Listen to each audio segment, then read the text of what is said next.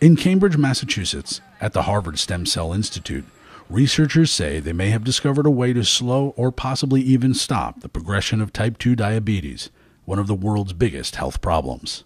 We've discovered a new hormone that tells the body to make the cells that make insulin. And as you probably know, insulin is needed by all kinds of diabetics, type 2 and type 1 diabetics, because their bodies don't make enough insulin. So we're a long way from a treatment, but if this could be used in people, what I think it could mean eventually is that instead of taking, say, insulin injections 3 times a day, you might take an injection of this hormone once a week or once a month, or in the best case, maybe even once a year. There are approximately 20 to 30 million diabetics in the United States, and the disease costs an estimated $200 billion a year to treat. When we discovered this gene, we called it beta-trophin. We've done the work in mice, but of course we're not interested in curing mice of diabetes. It's only important to us if it exists in humans. So we now know the gene is a human gene. We've cloned the human gene. And moreover, we know that in human serum or in human plasma, the beta-trophin protein, this hormone, exists.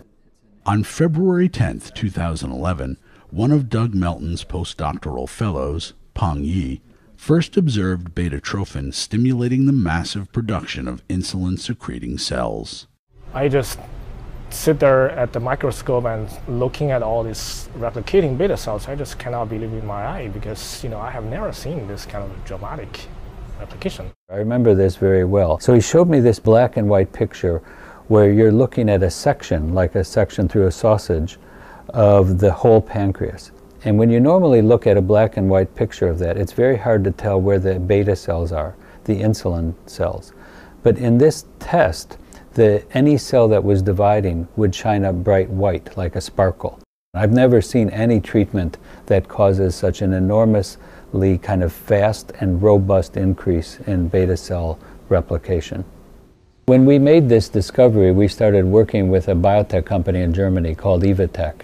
And soon thereafter, a third party entered the collaboration, Janssen, a part of Johnson & Johnson. And so now it's a broad collaboration with these pharmaceutical companies. If things go well, in 2 to 3 years, we could be to the point of testing this hormone in humans. While Melton believes the beta-trophin hormone will be most useful in type 2 diabetes, it may have wider applications. I think this hormone might be useful for juvenile diabetes at the early onset period, sometimes known as the honeymoon period, where they've begun to have the disease, but it's not in full force. They still have some remaining or residual insulin-producing cells. We could provide the hormone at that stage and then maybe forestall or even reverse the onset of that disease.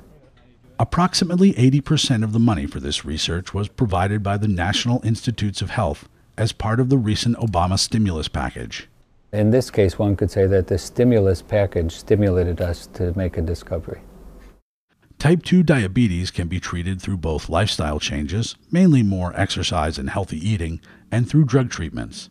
I'm not one to say what that balance should be, but I do expect this hormone will be a central player in that balance.